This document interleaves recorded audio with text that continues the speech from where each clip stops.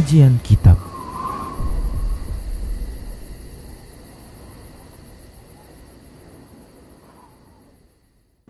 Bismillah, assalamualaikum warahmatullahi wabarakatuh. Innal hamdalillah nahmaduhu wa nasta'inuhu wa nastaghfiruh wa na'udzu billahi min shururi anfusina wa min sayyiati a'malina. May yahdihillahu fala mudhillalah wa may yudlilhu fala hadiyalah. Wa asyhadu an la ilaha illallah wahdahu la syarikalah. Wa asyhadu anna Muhammadan abduhu wa rasuluhu sallallahu alaihi wasallam.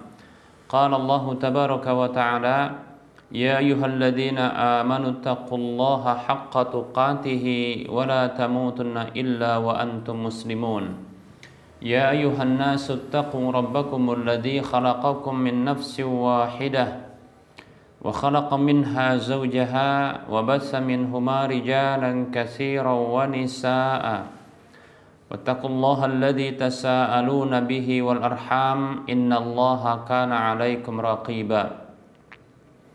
Ya ayyuhalladzina amanu taqullaha wa qulu qawlan sadida yuslih lakum a'malakum wa yaghfir lakum dhunubakum wa may yuti'illaha wa rasulahu faqad faza fawzan 'azima. Amma ba'd, fa inna asdaqal hadits kitabullah wa khairal huda huda Rasulillah sallallahu alaihi wasallam wa syarral umuri muhdatsatuha wa kullu muhdatsatin bid'ah wa kullu bid'atin dhalalah wa kullu dhalalatin finnar. Alhamdulillah, segala puji hanya untuk Allah tabaraka wa taala. Salawat dan salam tak lupa kita ucapkan untuk Rasulullah sallallahu alaihi wasallam.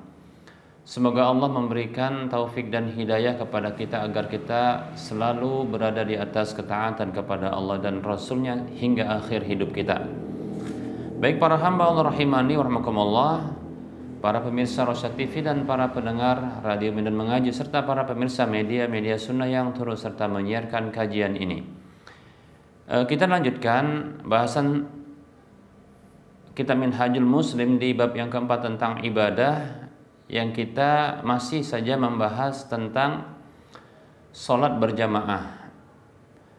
Baik para hamba Allah rahimani wa rahimakumullah, setelah kita menyebutkan pembahasan tentang bacaan makmum di belakang imam, baik para hamba Allah rahimani wa rahimakumullah, dan adanya perbedaan pendapat tentang masalah ini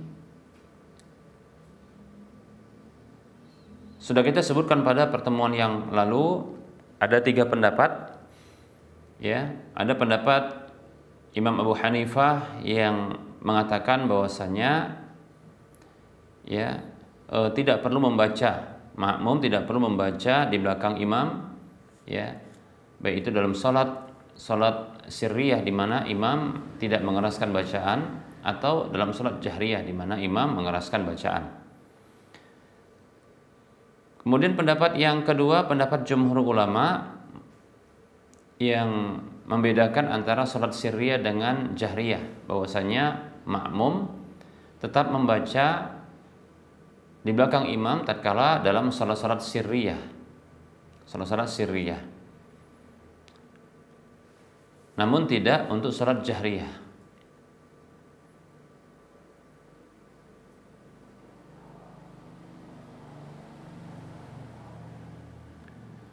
Untuk salat jahriyah maka tetap tidak membaca, adapun sirriyah tetap membaca, ya. Sirriyah artinya adalah salat di mana imam mengeraskan bacaan, maka makmum tetap membaca, ya.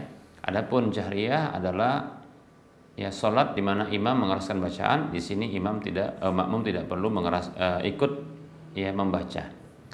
Baik para hamba Allah rahimani wa rahimakumullah, ada pendapat ketiga, yaitu makmum tetap membaca di belakang imam walaupun dalam salat sirriyah di mana imam tidak membaca keras. Demikian pula dalam salat jahriyah di mana imam mengeraskan bacaan. Baik para hamba Allah rahimani wa rahimakumullah. Bagi pendapat yang mengatakan makmum tetap harus membaca di belakang imam, membaca Al-Fatihah. Nah, kapankah makmum tersebut membaca? Ketika di belakang imam. Baik para hamba Allah rahimani wa rahimakumullah.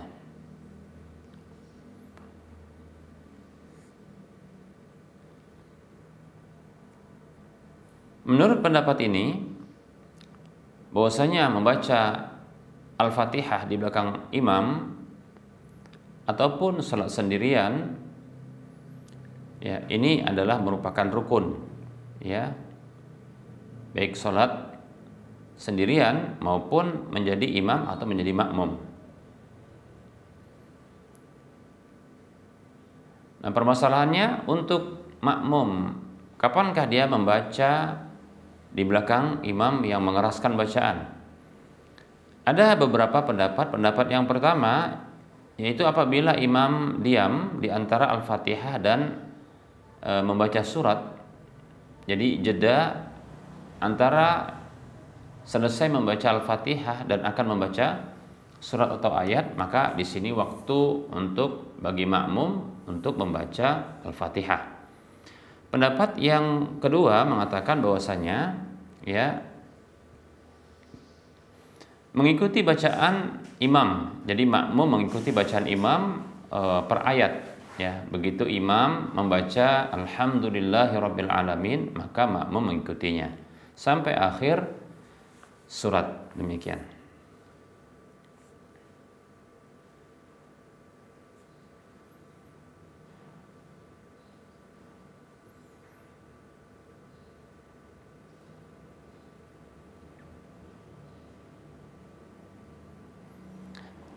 Baik para hamba Allah rahimani wa rahimakumullah.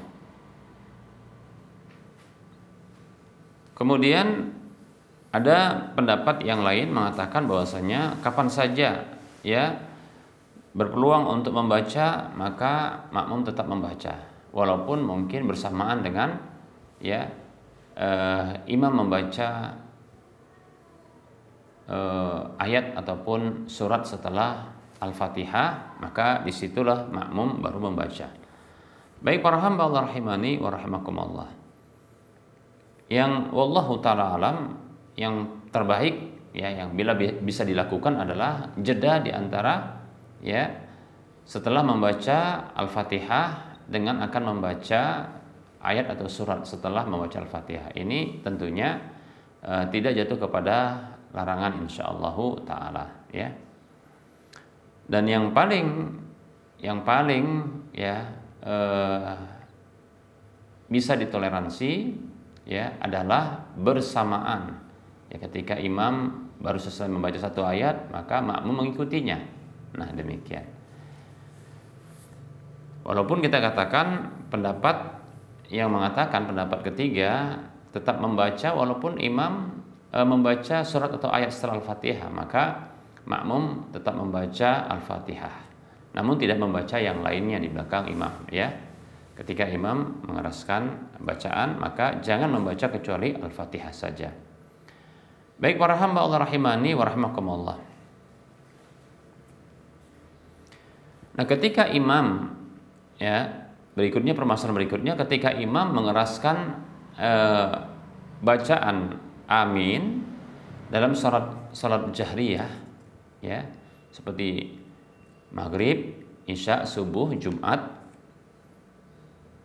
atau salat-salat sunnah seperti salat Idul Fitri atau Idul Adha, ya, dan yang lainnya, maka makmum pun ikut serta mengeraskan bacaan amin. Berdasarkan hadis dari Abu Hurairah radhiyallahu anhu bahwa Nabi sallallahu alaihi wasallam beliau bersabda, "Idza ammanal imamu fa'aminu fa innahu man wafaqa ta'minuhu ta'minal malaikati ghufira lahu ma taqaddama min dzambihi." Hadis ini hadis yang dikeluarkan oleh Imam Bukhari, Imam Muslim. Nabi sallallahu alaihi wasallam dia bersabda, apabila imam itu mengatakan amin, maka aminkanlah oleh kalian, ya.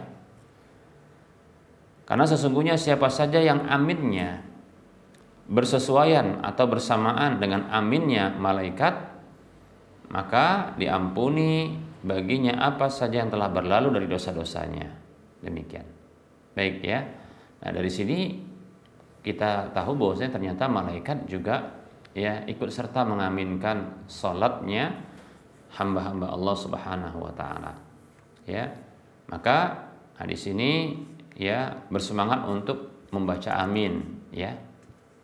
Ketika imam membaca amin.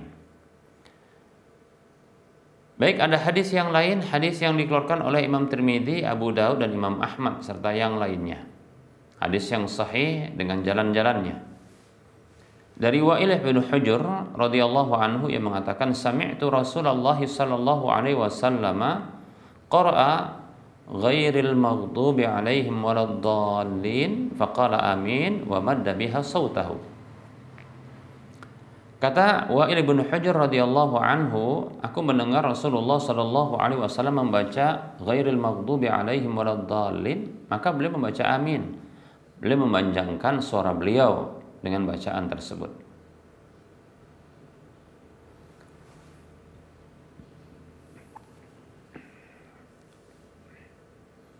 Imam Tirmidzi mengatakan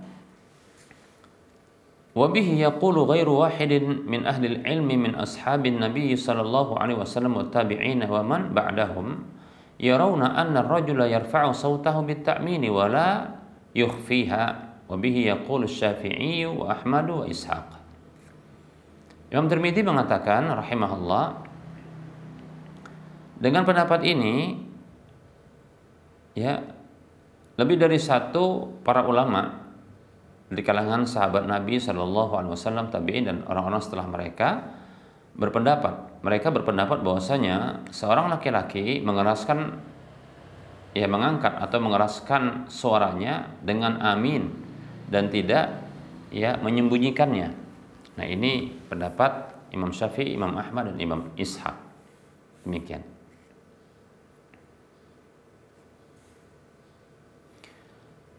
Dalam riwayat yang lain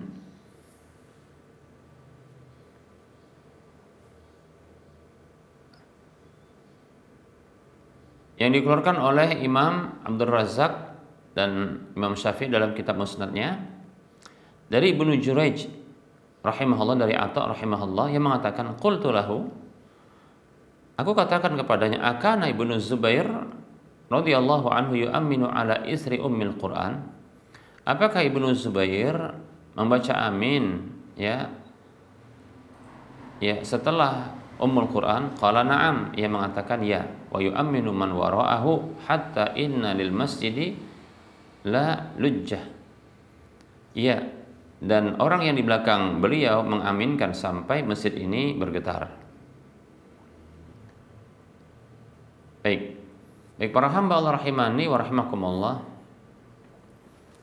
Berikutnya para hamba Allah rahimani wa rahimakumullah, apakah makmum itu membaca amin bersamaan dengan imam ataukah setelah imam membaca amin?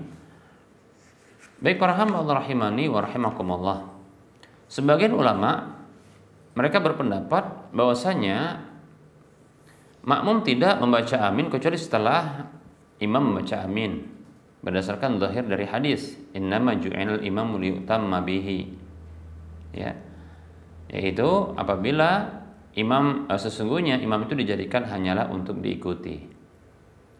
Dan hadis juga idza amanal imamu fa'aminu, apabila imam itu membaca amin maka fa'aminu, maka bacalah oleh kalian amin.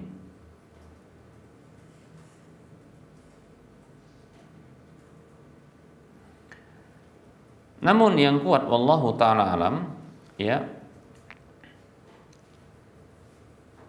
makmum membaca amin setelah imam membaca waladdallin, karena itu yang tampak sharih ya, jelas gamblang dalam hadis Abu Musa al-Asy'ari radhiyallahu anhu bahwa Nabi sallallahu alaihi wasallam dia bersabda, fa idza kabbara fakabbiru wa idza qala ghairil maghdubi alaihim waladdallin faqulu amin yuhibbakumullah. Kata Rasulullah sallallahu alaihi wasallam, apabila ya imam bertakbir maka bertakbirlah kalian, Maka apabila ia membaca ghairil maghdubi alaihim waladdallin, maka bacalah oleh kalian amin. Semoga Allah mencintai kalian. Hadisnya diriwayatkan oleh Imam Muslim, Abu Daud, Nasai dan Ibnu Majah. Demikian pula ya hadis yang mengatakan bahwasanya kesamaan aminnya imam dengan makmum yang bersama dengan aminnya malaikat, maka ini akan menjadikan makmum tersebut itu diampuni oleh Allah Subhanahu wa taala. Hadisnya tadi sudah kita sebutkan. Ya. Yang Nabi mengatakan, "Idza ammana al-imanu fa aminu fa innahu man wafaqa ta'minuhu ta'minal malaikati ghufira lahu ma taqaddama min dhanbihi." Apabila imam membaca amin, maka aminkanlah oleh kalian, karena sesungguhnya siapa saja yang aminnya bertepatan dengan aminnya malaikat, maksudnya juga sama dengan aminnya imam, maka diampuni baginya apa saja yang telah berlalu dari dosa-dosanya. Demikian. Hadis riwayat Bukhari Muslim. Jadi bersamaan ya bacaan aminnya. Ini pendapat yang kuat, wallahu taala alam.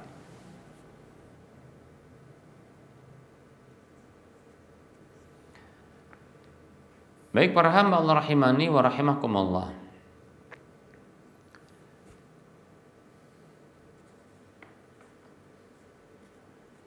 Berikutnya, dimakruhkan bagi imam untuk memperpanjang sholat apabila hal itu akan memperberat sebagian dari makmum. Yang kita dapatkan saking semangatnya sebagian imam ini, mereka memanjangkan sholat dengan cara memanjangkan bacaan, yaitu dengan banyak ayat yang dibaca. Ya, demikian pula mungkin ruku dan sujudnya demikian, sehingga panjanglah sholat itu. Maka ini dimakruhkan. Dalam hadis Abu Mas'ud radhiyallahu anhu yang mengatakan, qala rajulun, ada seorang laki-laki yang mengatakan, ya Rasulullah, wahai Rasulullah, inni la ta'akharu 'ani salati fil fajri mimma yutilu bina fulanun fiha.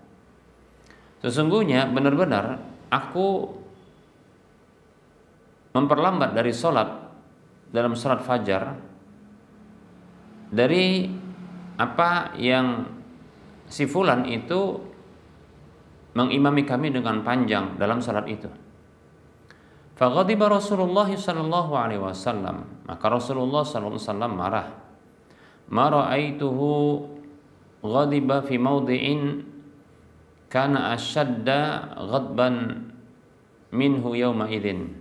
Aku tidak pernah melihat beliau marah di satu waktu yang lebih marah ketimbang saat itu. Kemudian beliau bersabda, ya ayuhan nas, wahai manusia, inna minkum munaffirin. Sesungguhnya di antara kalian itu ada orang-orang yang membuat lari orang lain. Faman amman nasa falyatajawwaz. Siapa saja yang mengimami orang-orang maka ringankanlah. Fa inna khalfahu ad-dha'ifa wal kabira wa dzal hajah. Karena sesungguhnya di belakangnya itu ada orang yang lemah, orang tua, orang yang punya kebutuhan. Demikian hadis riwayat Bukhari dan Muslim. Begitu juga kasus tatkala seorang laki-laki, seorang pemuda salat di belakang Mu'adz ibnu Jabal radhiyallahu anhu yang ia membaca surah Al-Baqarah atau surah An-Nisa. Maka ia mengadukan hal itu kepada Nabi sallallahu alaihi wasallam. Maka Rasulullah mengatakan sallallahu alaihi wasallam, "Ya Mu'adz, afattanun anta?" Wahai Mu'adz, apakah kamu orang yang suka buat fitnah? 3 kali Rasulullah ulangi itu. Falaula sallaita bisabbih isma rabbikal a'la wasyamsi wa duhaha wal laili idza yaghsha. Ya. Tidakkah engkau bisa sholat dengan membaca sabbih isma rabbikal a'la wasyamsi wa duhaha wal laili idza yaghsha? Nah itu. Jadi ini kalau nggak salah kasusnya ketika sholat Isya. Ya, maka mestinya bacanya surat ini. Ya, baca surat ini yaitu Sabbihisma rabbikal a'la atau wasyamsi wa duhaha atau wal-laili idza yaghsha. Baik, ya. Namun perlu diketahui ini hadisnya diriwayatkan oleh Imam Bukhari dan Muslim. Perlu diketahui bahwasanya ya larangan seperti ini ya dan teguran seperti ini apabila membuat makmum, sebagian makmum itu merasakan berat. Ya, berat, sulit, susah. Namun apabila diketahui mereka ridho dengan panjangnya bacaan sholat tersebut, ya, maka tidak dimakruhkan. Ya. Yang penting imam itu perhatian dengan kondisi makmum. Ya, imam itu pengertian dengan kondisi makmum. Jika dilihat ada orang tua, ada orang yang punya kebutuhan, ya, ada orang sakit yang ternyata semangat mau ke masjid untuk sholat, ya maka dia ringankan sholat itu, demikian.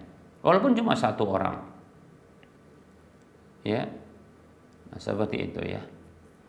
Apalagi contoh ketika di belakang ada tangisan anak bayi yang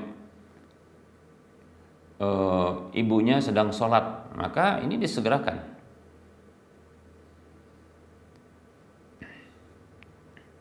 Dalam hadis Ibnu Umar radhiyallahu anhuma, anna Rasulullah sallallahu alaihi wasallam kana ya'muruna bitakhfifi wa ya'ummuna bis-shafat. Hadisnya diriwayatkan oleh Imam An-Nasa'i dan Imam Ahmad dengan derajat yang hasan. Abdullah bin Umar radhiyallahu anhu meriwayatkan bahwasanya Rasulullah sallallahu alaihi wasallam dahulu memerintahkan kepada kami untuk meringankan salat. Dan beliau mengimami kami dengan surah As-Saffat. Ya. Dalam hadis yang lain dari Jabir bin Samurah radhiyallahu anhu yang mengatakan kana Rasulullah sallallahu alaihi wasallam yusalli salawati kanahwi min salatikum allati tusalluna al-yauma. Dahulu Rasulullah sallallahu alaihi wasallam itu salat dengan salat-salat seperti ya ukuran dari salat kalian yang kalian salat pada hari ini. Walakinnahu kana yukhaffifu, akan tetapi beliau itu meringankan. Kanat salatuhu akhaffa min salatikum. Salat beliau itu dahulu ya itu lebih ringan ketimbang salat kalian. Wa kana yaqra'u fil fajri al-waqi'ata wa nahwaha minas suwar. Dahulu dalam salat fajar beliau membaca surah Al-Waqi'ah atau yang semisalnya ya dari surat-surat yang ada, demikian. Hadisnya diriwayatkan oleh Imam Ahmad dan Imam Ibnu Khuzaimah serta Ibnu Abdul Razak. Baik para hamba Allah rahimani wa rahimakumullah. Abdullah bin Mas'ud radhiyallahu an pernah menyebutkan 10 surat dari surat-surat mufassal yang dahulu Nabi sallallahu alaihi wasallam membaca ya surat-surat tersebut di satu rakaat.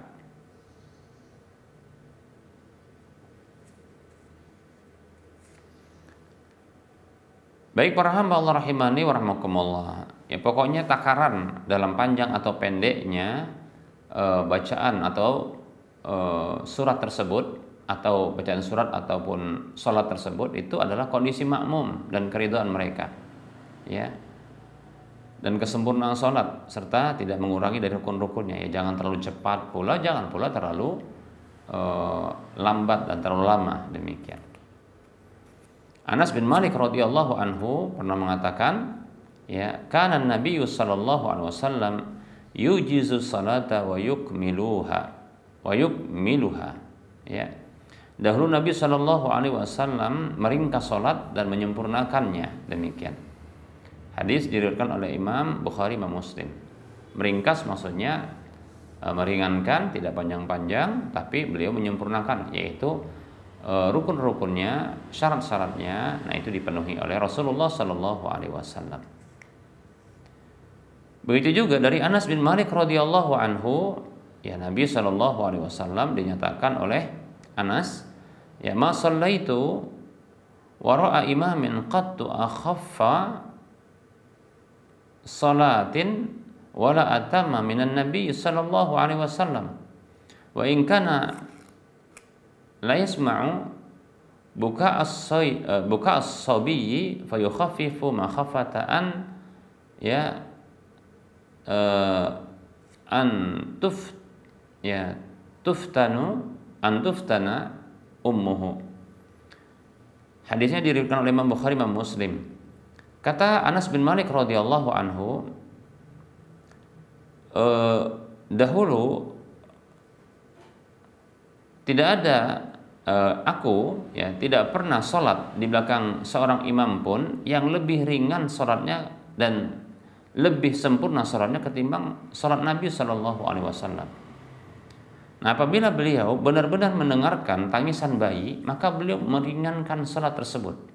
Ya, beliau khawatir ya sholat terfitnah ibunya, terganggu ibunya, ya nggak konsentrasi ibunya. Demikian. Itu ibu si bayi tersebut. Ya, jadi memang diringankan. Hadis riwayat Bukhari dan Muslim. Baik para hamba Allah rahimani wa rahimakumullah. Demikian ya petunjuk Nabi Shallallahu Alaihi Wasallam dalam salat berjamaah. Ya hendaknya ya kita ya meniru Nabi Shallallahu Alaihi Wasallam ya ketika jadi imam seperti Nabi ya ketika jadi imam.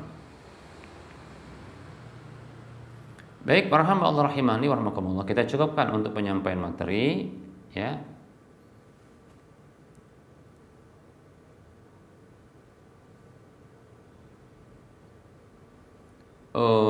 Kita mencoba untuk menjawab beberapa pertanyaan yang masuk ya.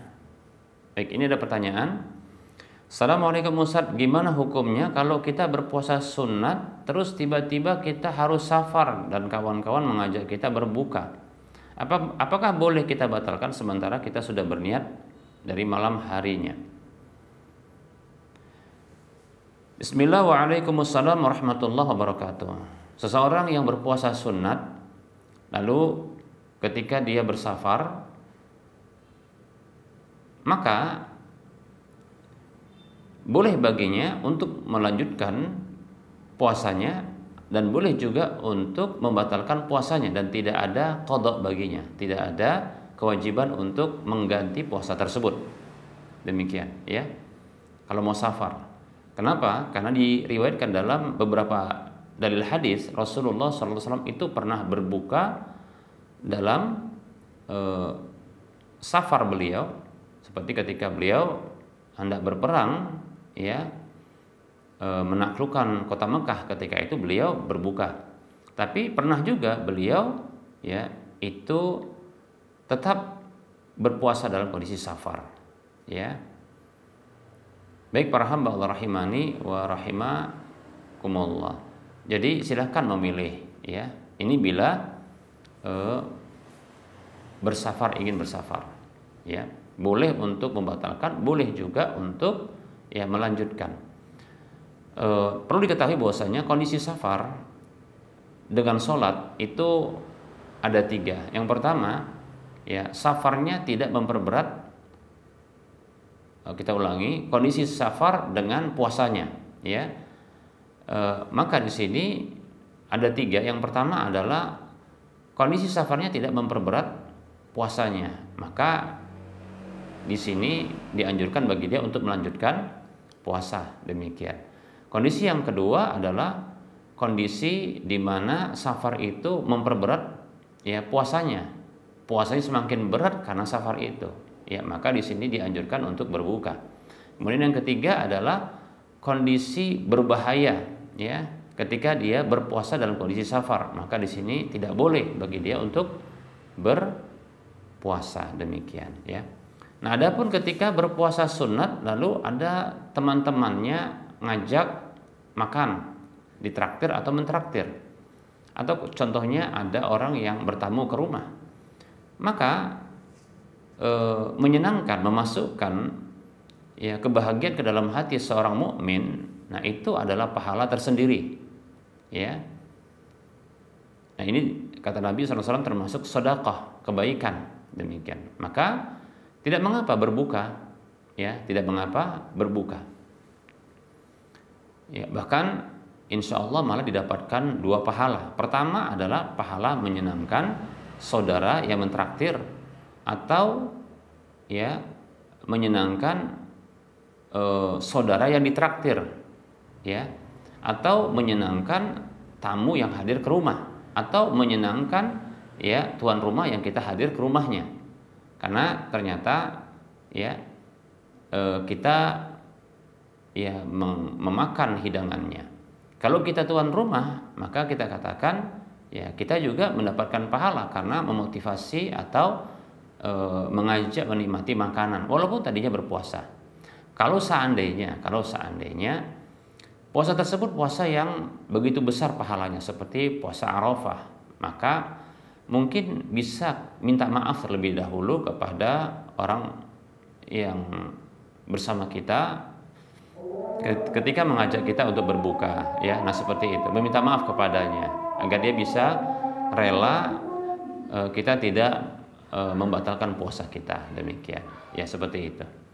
Tapi kalau kita pun membatalkan, maka setidaknya kita mendapatkan pahala dari puasa kita. Kenapa? Karena sudah berniat dan sudah dilakukan. Hanya saja karena ingin memasukkan kebahagiaan ke dalam hati saudara seiman, maka di sini ada pahala yang lain pula. Pahala puasa didapatkan, pahala yang menyenangkan hati saudara, ya. Ini juga ada pahala yang lainnya. Demikian, ya. Ketahui Nabi SAW pernah membatalkan puasa sunat. Ya, satu hari Nabi SAW itu pulang dari masjid lalu masuk ke dalam rumah. Lalu Nabi SAW itu bertanya kepada orang-orang di rumah, ya, apakah ada makanan? Itu mau sarapan Rasulullah.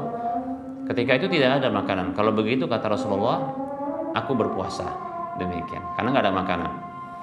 Nah, keesokan harinya atau beberapa hari berikutnya ternyata ya ketika Rasulullah pulang dari masjid, ya, salah seorang istri beliau menyampaikan bahwasanya ya ada hadiah makanan berupa hais yang diberikan oleh orang lain, hadiah, ya. Maka Rasul mengatakan ariniha, ya, atau arinihi, tunjukkan kepadaku. Sungguh tadi aku sudah berpuasa, ya. Sungguh tadi pagi aku sudah berpuasa. Lalu beliau makan makanan tersebut. Artinya beliau membatalkan, ya. Dan tidak ada apapun yang dilakukan Nabi. Itu tidak ada setelah itu Nabi mengqadanya. Demikian, ya. Wallahu ta'ala a'lam. Baik, barangkali ini saja materi yang bisa kita sampaikan. Mohon maaf atas segala kekurangan. Sebelum kita mengakhiri perjumpaan, kita memberikan motivasi kepada saudara seiman. Ayo kita mari membantu, ya, pembangunan Masjid Al-Muwahhidin. Seberapa harta yang kita berikan untuk membangun sebuah rumah, maka insya Allah ta'ala Allah bangunkan sebuah rumah di surga. Kita ulangi, seberapapun harta yang kita keluarkan untuk membangun rumah Allah subhanahu wa ta'ala, itu masjid, maka Allah akan membangunkan sebuah rumah di surga. Dan pahala minimal dari infak di jalan Allah ini adalah 700 kali lipatnya, dan akan terus mengalirkan pahala tatkala dimanfaatkan. Ayo mari kita bantu, kita berdonasi untuk menyelesaikan pembangunan Masjid Al-Muwahhidin. Silakan transfer ke nomor rekening Bank Syariah Indonesia di nomor 7127485555 atas nama Yayasan Lajnah Dakwah Medan kode Bank 451. Semoga Anda termotivasi dan semoga bermanfaat. Mohon maaf atas segala kekurangan. Kita ketemu lagi di lain kesempatan. Wassalamualaikum warahmatullahi wabarakatuh. Subhanakallahumma wa bihamdika asyhadu an la ilaha illa anta astaghfiruka wa atubu ilaika walhamdulillahirabbil alamin. Wassalamualaikum warahmatullahi wabarakatuh.